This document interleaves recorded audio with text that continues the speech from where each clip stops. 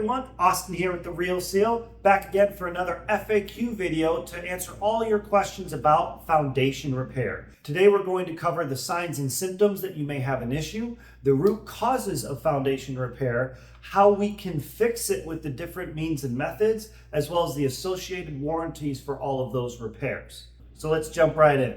One of the most common issues that you will see in a home that is experiencing foundation issues is called differential settlement. One side of your home is settling more than the other side of your home. So on the ground, it'll start looking like this, exaggerated. One of the walls of your home is leaning, sinking into the ground. This is different from the initial settlement that every home experiences at the time of construction, and that's just the home kind of finding its way into the ground and finding its spot. The differential settlement happens because of poor water management, changing soil conditions, changing loads on the foundation, or even construction nearby. And this will be seen very often in your home as large foundation cracks, stair step cracking up on the brick, or even cracking in the drywall inside your home where doors and windows aren't working anymore. This is happening because your home is leaning, settling down, and so the door frames and the windows that were once plumb and square are now not, and they're pinching. So it can cause doors to not open properly, it can cause them to stick, it can cause them to not close properly, or you may have heard of ghost doors, where a door will just randomly open as if a ghost came into the room. This is most likely not a ghost coming into the room, but more indicative of a foundation issue. Another main issue with foundations when they start to fail is a bowing wall. What you will see is a buildup of hydrostatic pressure on the outside of the wall that causes pressure to move that wall in and bow it in. You see this most commonly with cinder block foundations, but it can happen with poured foundations as well. You will see large horizontal cracks in the foundation. You will see the wall moving inwards. If it's a concrete foundation wall, you may see it tipping inwards. If it's a cinder block wall, it's going to look like a pregnant woman that has a belly, where it starts to bow out mostly in the middle. This happens because the weakest part of the wall is in the middle, and you'll see this most often on the longest walls of your home, but it can also happen on those shorter walls with enough pressure as well. If your foundation itself is intact or not settling, you may be seeing a problem with your I-beam or the I-beam supports. This can translate to the same drywall cracking and doors sticking above, but it tends to be more located towards the center of the home as opposed towards the perimeter of the home when you have the settlement issues. Common I-beam issues, you could have a wooden I-beam that they say sometimes is smiling, where it's sagging down. You'll get bouncy floors above, sticking doors, things like that. You may also have a problem with your I-beam supports. If they are wooden and rotted at the bottom, or they are made of cheap metal or the stuff that you just get at a big box store, you'll see that they could be rusted out and starting to settle, which allows then the I-beam to come down with it, translating to the floors above. And the third part of that is the support for that support, which is the footing. If it is not on a proper footing, we've seen many times these supports are on bricks, or they're on a cinder block, or they're on a small little concrete pad. The proper footing for this is much larger and rebar reinforced to help make sure that it doesn't move over time. So any one of these three will show the same symptoms above in your home, and so it's important to get a good inspection to figure out exactly which one of those is actually happening, if not all three of them. The last major thing that we'll cover today would be your sill plate replacement. So the sill plate is the 2x8 or the 2x10 piece of wood that sits on top of your foundation wall. If this is not secured properly to the foundation wall, if it is rotted out, or if it was made of inadequate material, over time it can deteriorate or get damaged, and then the joists above that sit on it start to fall down, and you'll start seeing symptoms like your sliding door outside is starting to not open or close properly, or you're seeing seepage coming in over the top of the foundation and it's rotting out that sill plate. This is something that can be replaced fairly easily, but it's important to keep an eye on it, and especially of the grading outside, so that you are not putting it in a situation where it will get worse over time. If you have high dirt on the outside that's allowing water to come over the top of the foundation, this is how that board can rot over time. Now, drywall cracks can mean a number of things. It can mean that you have that differential settlement we mentioned. It could mean that you have some of the I-beam movement as well. In rare cases, extreme cases, meaning a bowing wall, if the wall has moved enough and changed enough at the top to allow some cracking to happen. But there is one more issue that is not related to foundation repair where you will see these drywall cracks, and that is called truss uplift. Truss uplift essentially means that the roof trusses that hold up your roof can expand and contract during the season. This will cause the trusses to lift up and lift down as this temperature changes.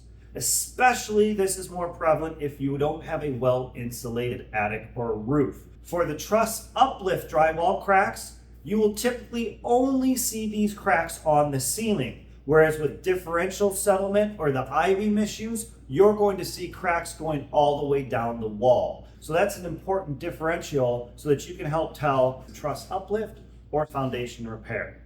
Now, there are other ways we can measure this as well. We have zip levels, which are air elevation tools that can tell us exactly how much your foundation has moved, and we will be using these tools when we come out to your home to perform an inspection.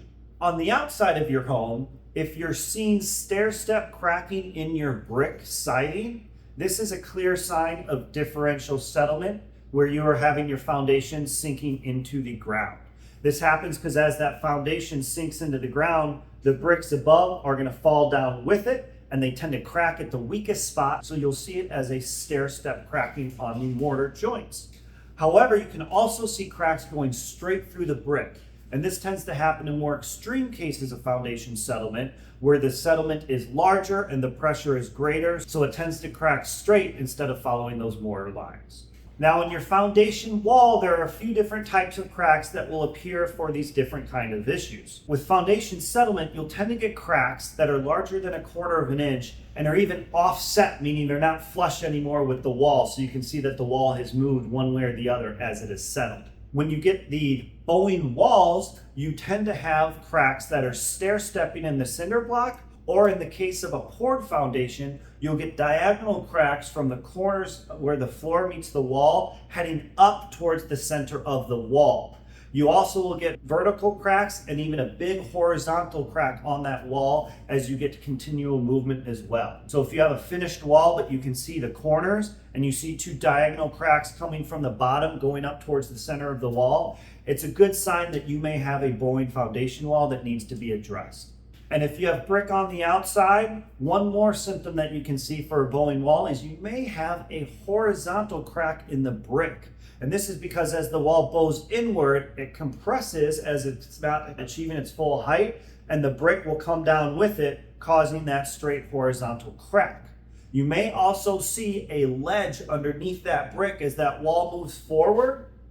You will see their gap between the edge of the brick, or your siding even, and that wall, where at the corner of the house, you'll see that they are flush. This is a great way to test on your own, just with your fingers by sliding them under, to see how much that wall has moved along the wall. And again, you will see the most movement towards the middle of that wall, because that's where it's weakest. All right, so we've talked about the different types of issues, the signs and symptoms of them. Now we're going to move on to how we repair these issues so you don't have to worry about them anymore. For differential settlement or foundation settlement, we use push or helical piers in order to stop any future settlement and even correct the settlement that has already occurred. Now, typically speaking, you just want to stabilize and not lift to try to recover that settlement. The reason being is most people don't catch these foundation settlement issues right away. Oh, my window's not working, so they get the window reset. Oh, I have a drywall crack, so I get the drywall replaced or repaired. Oh, my door's not opening, so I'm just gonna get the door reset. Now, what'll happen is they reset that square with the foundation down. If you've just refinished your first story because it had all these cracks and you redid all the windows and the doors, we would highly suggest we don't lift, because you're gonna have to likely redo a lot of that again. Stabilization is perfectly okay, and not doing the lift so that you can recover that structural integrity in the foundation wall without having to redo the finishings up above.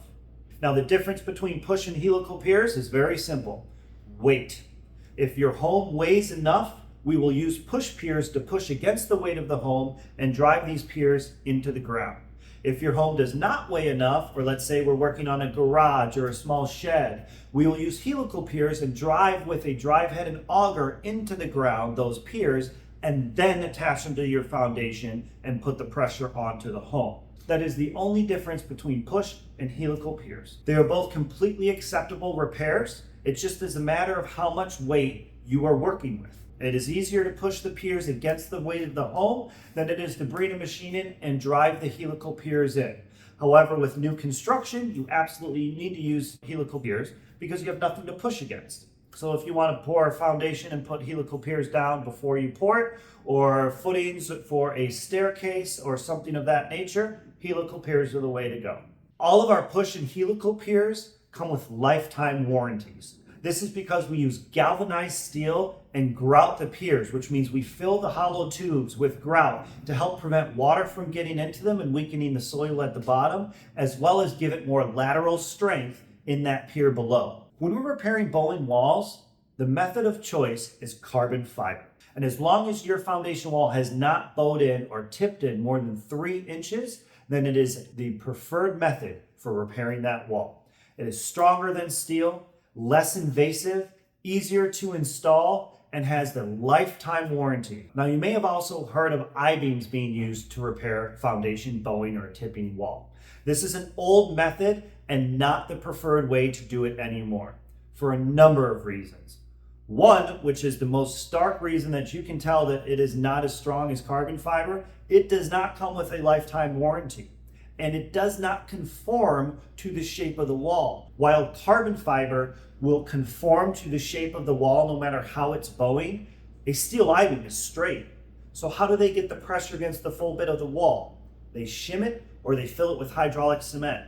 So your wall repair is not actually the strength of the beam, but only of the filler that they use, which is why you don't get a warranty that lasts for life. There is one situation where an I-beam would be preferable to use, and that is when wall plates, which we'll talk about momentarily, or carbon fiber aren't able to be used because you have a half wall, a knee wall, that has the framing above that runs up to the joist. So we have no way to connect that carbon fiber up above. And if outside you don't have enough room to drive a wall plate, that's the situation then you might want to use an I-beam. Very, very seldom do we use I-beams to repair these bowing walls because you want the repair to last for life and you want it to be the absolute strongest. So we start with carbon fiber.